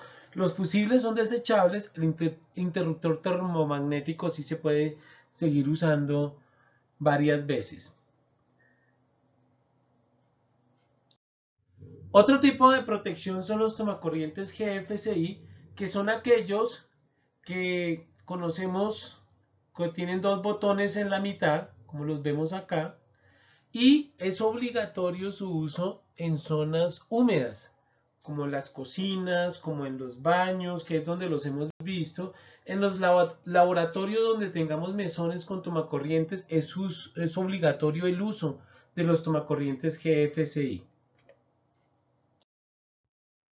Bien, y ahora vamos a hablar de electropatología. ¿Qué es la electropatología? Básicamente es el estudio de las posibles consecuencias que puede tener el paso de la corriente por el cuerpo de una persona, es decir, las posibles lesiones que se pueden presentar cuando pasa corriente por el cuerpo de una persona. Bueno, hay algunos factores que inciden en la gravedad de una electrocución. Hemos escuchado casos de accidentes donde a la gente no le pasa nada, no, solo fue el susto y no le pasó nada, pero hemos escuchado de accidentes donde las personas sí han sufrido consecuencias graves, lesiones graves, amputaciones, quemaduras, inclusive la muerte. ¿De qué depende de que la gravedad en un accidente sea mayor que en otros? Hay dos factores principales y son los que estamos mencionando acá. El primero es el tiempo de contacto Obviamente, entre más tiempo permanezca en contacto la persona con la instalación energizada, pues más grave va a ser la lesión. Y el segundo factor importante es el recorrido que haga la corriente por el cuerpo. Vamos a ver algunos ejemplos de algunos recorridos de la corriente por el cuerpo. Aquí vemos tres ejemplos de tres recorridos diferentes que puede tener el paso de la corriente por el cuerpo. Y en el caso B, pues las lesiones van a ser más de tipo muscular, de tipo óseo, por el recorrido que hace la corriente por el cuerpo. Mientras que en los casos A y en los casos C, pues la consecuencia va a ser mayor, va a ser más grave. ¿Por qué? Porque la corriente en su recorrido afecta a órganos más vitales, como por ejemplo el corazón, los pulmones, los riñones, el páncreas, en fin, que pueden dejar consecuencias lamentables en el cuerpo de la persona. Bien, hay tres efectos de la corriente cuando pasa por el cuerpo de la persona. El efecto nervioso, el efecto calorífico y el efecto químico. El efecto nervioso es el que afecta los movimientos de los músculos, los movimientos del cuerpo de la persona. Y por la afectación de los movimientos del cuerpo es cuando las personas intentan soltarse de la instalación y no puede. ¿Por qué? Porque perdieron el control de los movimientos del cuerpo. También sucede el efecto, dentro del efecto nervioso, que haya una fibrilación del corazón, es decir, el corazón, como es un músculo, entra en fibrilación, es decir, deja de bombear y se queda como vibrando. Tenemos también el efecto calorífico. Todos nosotros sabemos que cuando pasa corriente por un elemento conductor, genera temperatura. El cuerpo humano no es la excepción y genera temperatura, ocasionando quemaduras internas, deshidratación del cuerpo, generando toxinas que afectan los diferentes órganos del cuerpo, como el riñón, el páncreas, que se afectan por la cantidad de toxinas que se puedan llegar a generar. Veamos algunos ejemplos de consecuencias de accidentes eléctricos, quemaduras, mire, graves de segundo o tercer grado en el cuerpo o en la cara de la persona. Y ustedes bien saben que este tipo de lesiones, de quemaduras, no son de 2 semanas ni de 3 semanas de incapacidad. Estos son meses de incapacidad y muchos de esos meses son en cuidados intensivos, y esto afecta la vida familiar porque pues cambia la dinámica, que tienen que estar pendiente de la persona, ir a visitarlo a ciertos horarios, y afecta toda la dinámica familiar, inclusive después durante la recuperación también, porque pues son cuidados especiales de no exponerse a rayos solares, no podemos salir a pasear porque no se puede exponer, en fin. Entonces piensen también en todo esto.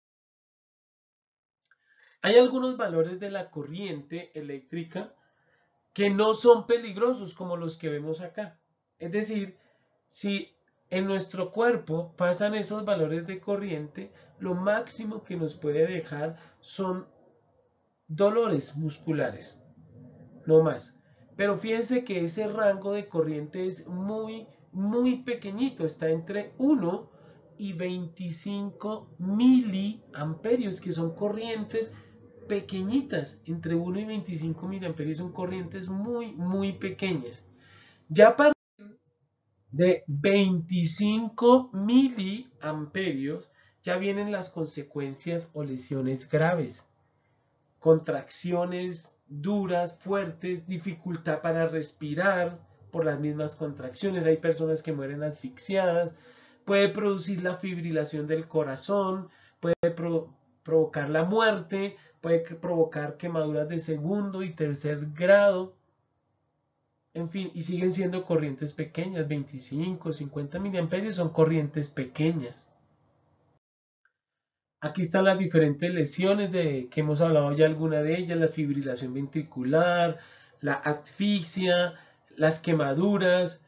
el bloqueo renal, o sea, la afectación a los riñones, en fin. Y sin paso de corriente por el cuerpo también hay lesiones por la generación del arco eléctrico, pues la proyección de partículas no solo a alta velocidad, sino a alta temperatura, lesiones en los ojos, lesiones por explosión de gases si de pronto estamos en un área clasificada y se genera una explosión, en fin.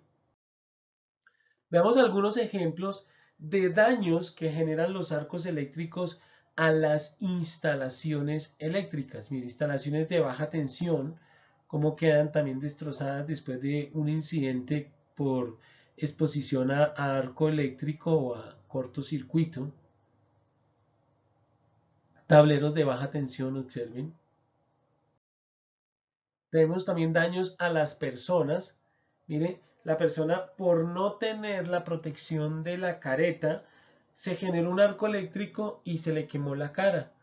¿Por qué no usó la careta? No sé, tal vez por exceso de confianza, tal vez no la tenían, tal vez no sabía nada del arco eléctrico y no sabía que tocaba usar careta. Esta otra persona también se quemó la cara, pero no solo la cara, el cuello también.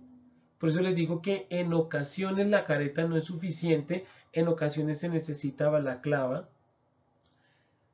Este joven se quemó la cara y también se quemó las manos, mire. Pues digamos que no fue tan grave, pero son quemaduras igual, que hay que tratar, no es lo mismo. Se pueden presentar visitas inesperadas que pueden provocar arcos eléctricos en un tablero. Entonces, aquí observamos que ingresó un animal al interior del tablero y generó un cortocircuito, y ese cortocircuito generó un arco eléctrico que en esta ocasión pues generó daños materiales. Afortunadamente no habían personas al frente de la instalación en ese momento y fueron más daños materiales. Pero lo que quiero mostrar es, por eso es importante que los tableros permanezcan herméticamente cerrados para evitar el ingreso de animales que pueden ocasionar este tipo de incidentes.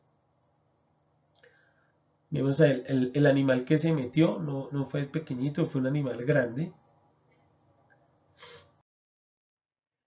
Tenemos que hay tres causas principales para muerte, que son la suspensión respiratoria, o sea, la persona puede morir asfixiada por las mismas contracciones musculares. Tenemos la paralización del corazón, puede comenzar con la fibrilación o ser afectado de otra manera y paralizarse.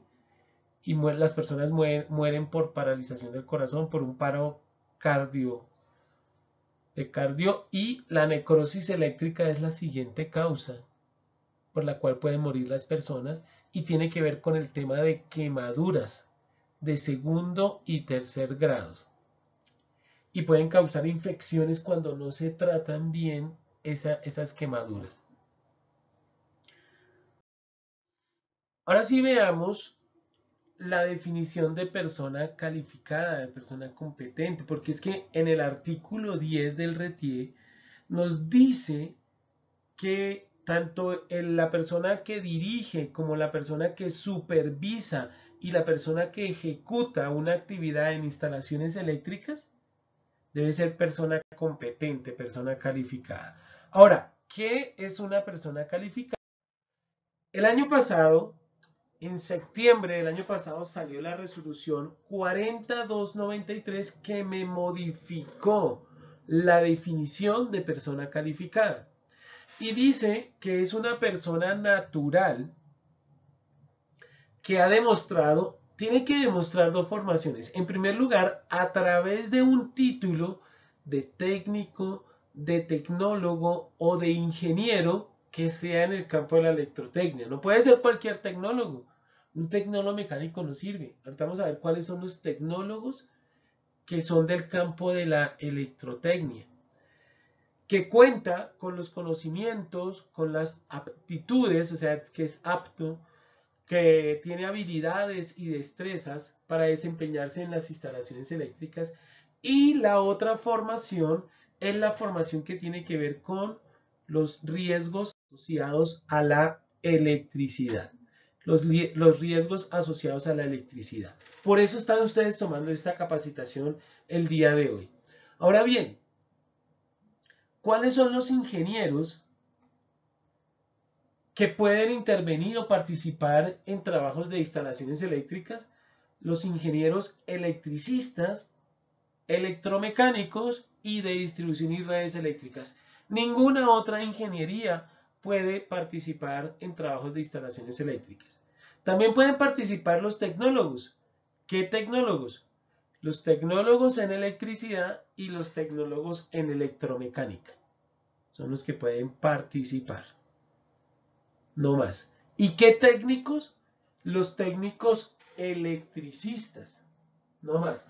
Ahora, es importante porque ahí me decía que mediante un título y el RETIE exige que las tres profesiones tengan matrícula profesional vigente.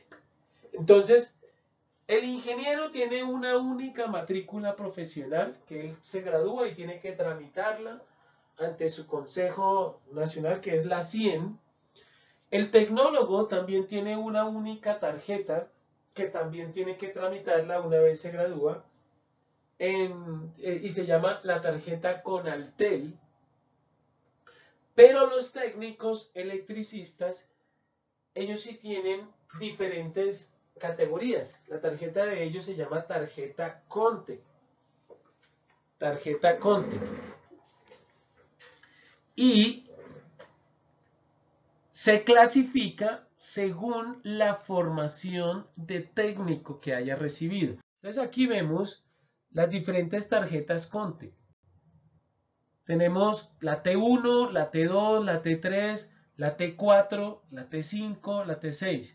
Dependiendo de la formación que recibió la persona, se le entrega su o sus categorías, porque puede tener varias categorías según la formación que demuestre que recibió. Por ejemplo, para trabajar en redes aéreas, para trabajar en subestaciones, para operar subestaciones, es la categoría T5. Categoría T5, que es para trabajar en redes aéreas. Aquí tenemos la categoría T5 para trabajar en redes aéreas y subestaciones. Tenemos la categoría 6 para instalaciones eléctricas especiales. Hablemos de elementos de protección personal. Vimos que la resolución 5018 nos exige tener y usar elementos de protección personal adecuados. Y no es suficiente decir, no, pues use elementos dieléctricos. No, venga, porque es que dieléctricos hay muchos. Yo puedo estar usando un guante dieléctrico y no estar protegido si estoy trabajando en una instalación eléctrica porque no estoy usando el guante adecuado a la instalación. Entonces, lo primero que vemos son los cascos dieléctricos. Cascos dieléctricos. ¿Cómo saber si el casco que nosotros estamos usando es un casco que me ofrece protección contra riesgo eléctrico? Pues por la clase. Ustedes tienen que mirar en el casco, bien sea por debajo de la visera o dentro del casco debe venir la información. Entre esa información está la clasificación. Entonces, para que un casco sea dieléctrico, tiene que ser clase G, clase E o clase A o clase B. ¿Cuál es la diferencia? La clase G de gato y la clase A de Ana solo ofrecen protección hasta 2200 voltios, mientras que la clase E de Ernesto y la clase B de Bogotá me ofrecen protección hasta 20.000 voltios. Entonces, yo siempre recomiendo que usen la clase E de Ernesto o B de Bogotá, porque son los que ofrecen mayor protección en cuanto a voltios. Y si ustedes tienen que trabajar cerca de instalaciones de media tensión, pues van a estar protegidos más con ese casco que con las otras clases. Ya la clase C y la clase D de dedo no son cascos que ofrezcan protección contra riesgos eléctricos, contra el paso de la corriente. En cuanto a los guantes tenemos 6 clases de guantes dieléctricos. 6 clases de guantes dieléctricos. Tenemos el guante clase doble 0, que es el más sencillo y es el que se usa en instalaciones de baja tensión. De baja tensión. Me protege hasta 500 voltios, no más. Si queremos trabajar entre 500 y 1000 voltios, pues usamos el guante clase 0, porque me ofrece protección hasta 1000 voltios. Y así vamos subiendo de clase a medida que van subiendo los voltios. Por ejemplo, para trabajar en media tensión, usamos el guante clase 2, que me ofrece protección hasta 17.000 voltios. Ahora, si yo puedo tener un guante clase doble 0 que es dieléctrico, no lo puedo usar en instalación de media tensión porque es como si no tuviera guante. Ahora, yo puedo usar un guante clase 2 en una instalación de baja tensión. Yo les digo que en cuanto a protección, sí, los va a proteger en el sentido de que no les va a pasar corriente, pero va a ser muy incómodo trabajar con ese guante porque es muy grueso y ya para manipular la herramienta en baja tensión, puedo no tener un buen agarre, se me puede soltar la herramienta, hacer un cortocircuito. Entonces es mejor saber seleccionar adecuadamente la clase dependiendo del tipo de nivel de tensión. Aquí vemos, cuando hablamos de guantes dieléctricos, hablamos de un kit de guantes dieléctricos. Tenemos el guante aislante, que es el que vemos acá. Y yo puedo trabajar con ese. Ese es el que realmente me protege y me aísla de el paso de la corriente. Pero se acostumbra o se debe también usar un guante de tela o un guante de algodón por debajo de ese guante dieléctrico para temas de sudoración. Si yo uso solo ese guante empiezo a sudar. Y necesitamos usar un guante de cuero o un guante de carnaza, no para aumentar la protección, pero sí para proteger mecánicamente el guante dieléctrico, que no se vaya a rayar, que no le vaya a caer pintura ni ningún químico. Es preferible que se dañe el de cuero o carnaza, que son mucho más económicos que el guante dieléctrico. Ahora, a los guantes dieléctricos se le deben hacer, digamos que 2 pruebas. Una primera prueba se llama de inyección de aire. Se deben usar unas bombitas adecuadas para hacer la prueba de inyección de aire, para inspeccionar mejor el guante. Esa se debe hacer antes y después de cada uso de los guantes. Pero hay otra prueba que se debe hacer, que es la prueba o ensayo de rigidez dieléctrica, que se hace en un laboratorio. Se deben enviar los guantes al laboratorio para que le hagan la prueba de rigidez dieléctrica y así saber si el guante dieléctricamente me está protegiendo o no.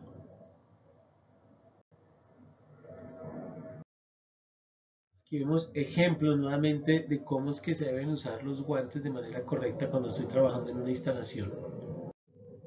Antiguamente, contra arco eléctrico, esta era la protección que se tenía. Solicitarle a los santos que nos protegieran de un arco eléctrico. Hoy en día, pues ya tenemos elementos de protección personal adecuados, que son estos que, como yo les decía, pues vienen por categorías.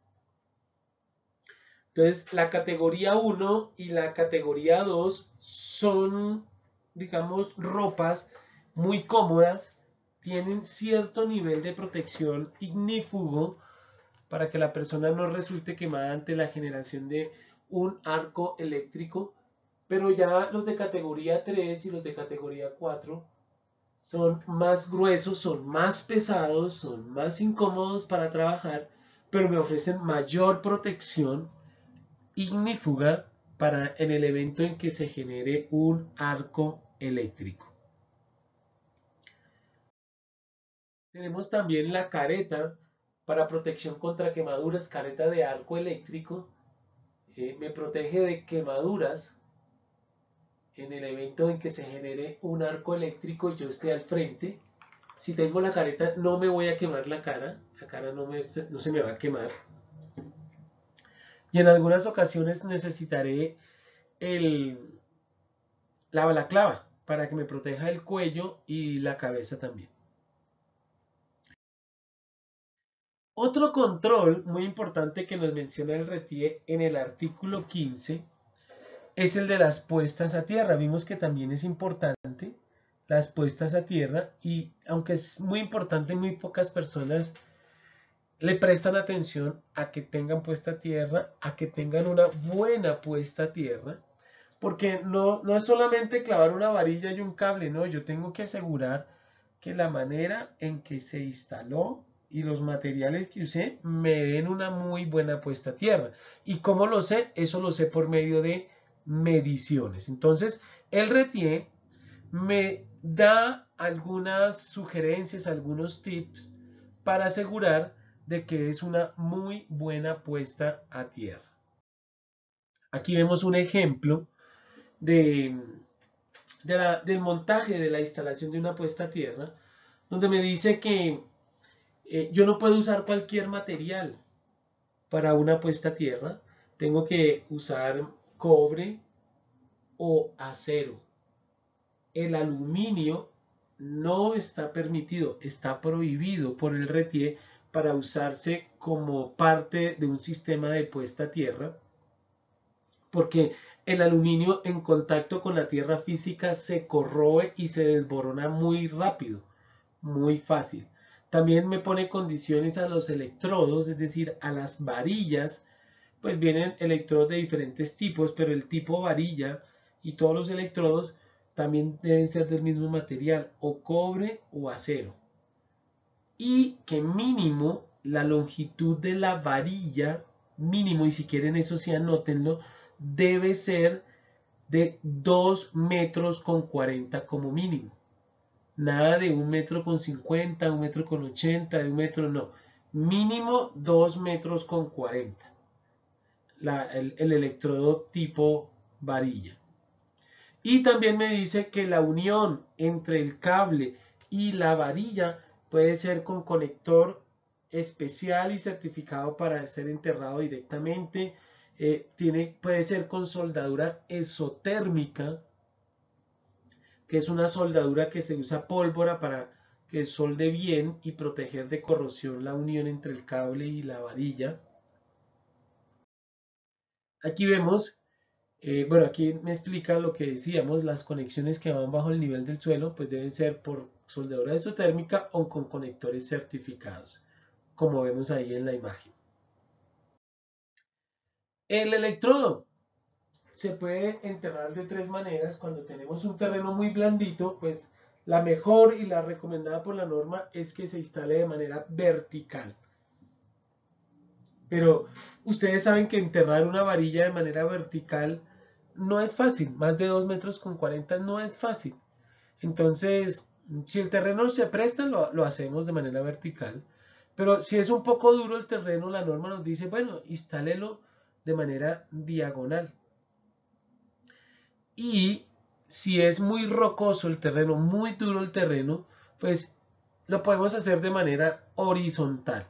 La única condición que nos pone la norma es que sea en una zanja de mínimo 75 centímetros de profundidad, si la queremos enterrar de manera horizontal.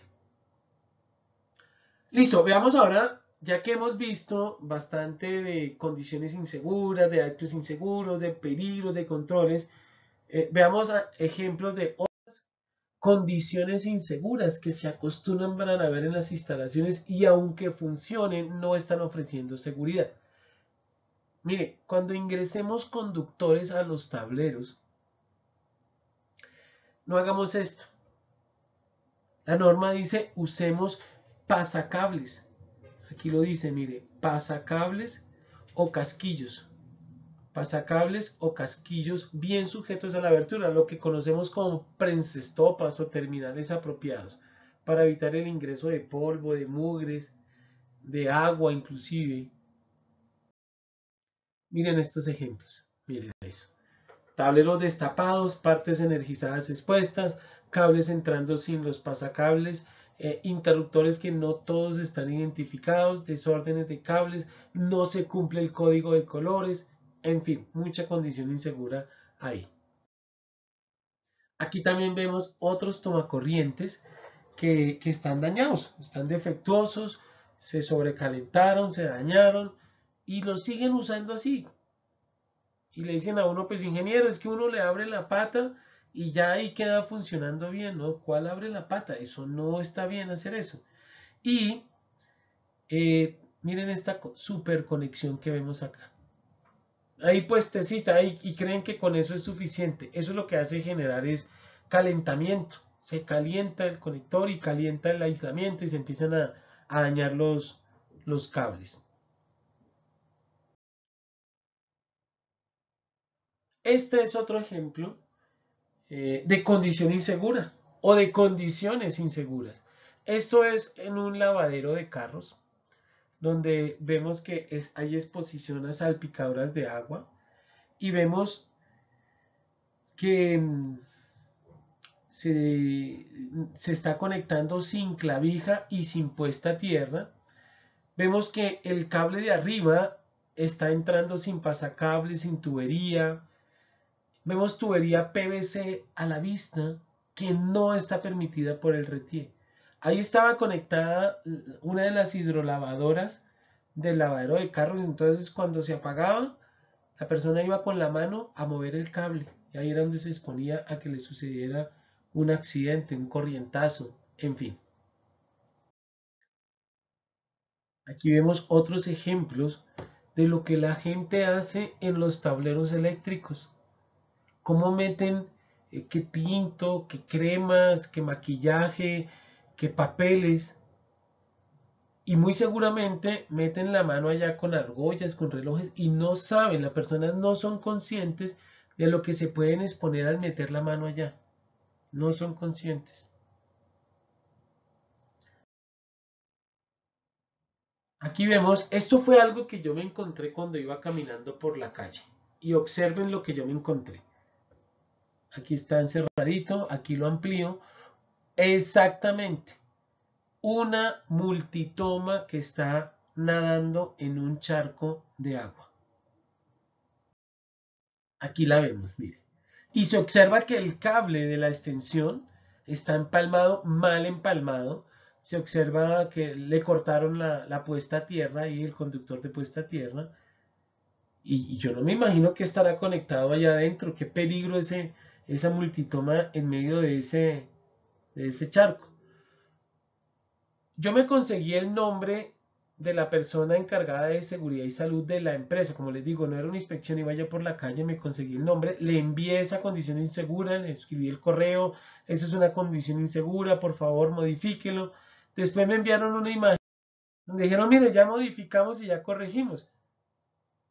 Eso no es una manera correcta de hacer la corrección a esa condición insegura. Igual sigue la intemperie, igual si llueve puede caer agua, en fin. Y listo, ya para finalizar, hablemos de, de cómo atender una emergencia en un accidente por exposición a riesgo eléctrico. Hemos hablado de cómo prevenir los accidentes, ya bien sea evitando condiciones inseguras o evitando cometer actos inseguros. Pero Dios no lo quiera, si llega a suceder un accidente, por lo menos en teoría debemos saber cómo actuar y cómo no actuar en medio del accidente. Entonces nos dice, si es posible, primero, si es posible, corte el fluido eléctrico que puede estar afectando a la persona. Es decir, desenergice el equipo donde la persona tuvo el accidente y solicite asistencia médica. Ahora dice que sí es posible. ¿Cuándo se considera que es posible? Pues cuando ahí mismo, en el mismo lugar, tenemos cómo desenergizar. Pero si el tablero donde debemos desenergizar está afuera y tenemos que recorrer no sé cuántos metros, o el tablero está con llave, o ni siquiera sé cuál es el tablero, pues se considera que no es posible. Y si no es posible cortar el fluido eléctrico, entonces debemos usar elementos aislantes para retirar la persona. No vayan a cogerlo con la mano, no. Use siempre elementos aislantes. Ahí vemos un ejemplo de un gancho, una pértiga aislante. Pero si no tenemos pértiga, generalmente las personas se quedan pegadas de las manos, pues con nuestro casco que es aislante, podemos golpear la mano y soltar la mano. Estoy dando ejemplos de elementos aislantes que podemos usar. También, una vez que retiramos la persona de la instalación de la cual tuvo el accidente, verifiquemos, diagnostiquémosla, verifiquemos en qué condiciones queda. Es decir, la persona respira o no respira, y si no, prestémosle el primer auxilio para que respire. La persona es consciente, habla, no puede hablar, prestemos el primer auxilio para el caso respectivo. Lo mismo, si tiene quemadura, pues prestemos el primer auxilio que corresponde para las quemaduras. Aquí hay un ejemplo: quite la ropa factible de retirar y lave con agua fría hasta que el dolor baje y acompañe a la persona. Acompáñela hasta que llegue la ayuda médica. Usted ya llamó, ya tuvo que haber llamado a la ayuda médica, a los paramédicos, activado su Medevac en la empresa, y acompañe a la persona hasta que llegue la ayuda profesional médica que lo pueda seguir atendiendo. Ahora, ¿qué no se debe en el medio del accidente? No toque la persona si se encuentra con las manos, si se encuentra aún pegada a la instalación, en contacto con la instalación. Use elementos aislantes, no se les olvide eso, usen elementos aislantes. No remueva la piel muerta o ampollas rotas si la víctima tiene quemaduras. Que venga, que mientras llegan yo le hago esto. Nada de eso. Por favor, no le aplique hielo, ni mantequilla, ni ungüentos, nada de remedios caseros. Nada de remedios caseros. Que es que mi abuelita me dijo que eso, mijo, el café molido, eso es bendito para las quemaduras. Nada. Todas esas cosas, todos esos remedios caseros son los que pueden causar infección a la persona. Y la persona agravarse, no por las quemaduras, pero sí por las infecciones que les causamos al usar remedios caseros. Y no movamos la persona a menos que haya un peligro inmediato. No movamos la persona. La persona puede quedar medio inconsciente y ustedes saben que mover una persona en esas condiciones pues puede ser peligroso. En conclusión, el control del riesgo eléctrico es vital en todos los programas de seguridad y salud. Es vital que nosotros aprendamos en lo que nos corresponde a nosotros controlar el riesgo eléctrico. Todos tenemos el derecho de trabajar en un ambiente seguro, de trabajar en instalaciones seguras. A través de esfuerzos conjuntos, logramos controlar mejor el riesgo eléctrico y todos acá somos responsables de la seguridad de todos. Siempre acostumbro a terminar con esta diapositiva Porque así como está este bebé, nos podemos ver nosotros en algún momento cuando actuamos de manera insegura, cuando no cumplimos normas de seguridad, debemos usar EPPs y no los usamos, debemos guardar una distancia, no la guardamos, debemos cumplir un procedimiento, no lo cumplimos.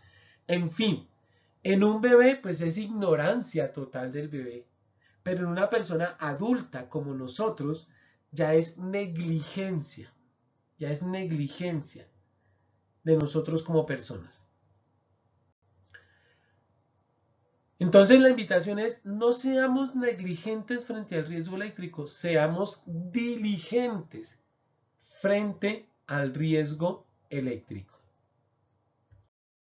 Bueno, y así hemos logrado llegar al final de la capacitación. Quiero a mi parte agradecerles la participación que tuvieron en esta capacitación. De mi parte, espero que hayan aprendido, hayan reforzado conocimientos en esto del riesgo eléctrico que les pueda servir para protegerlos a ustedes cuando realizan trabajos en instalaciones eléctricas.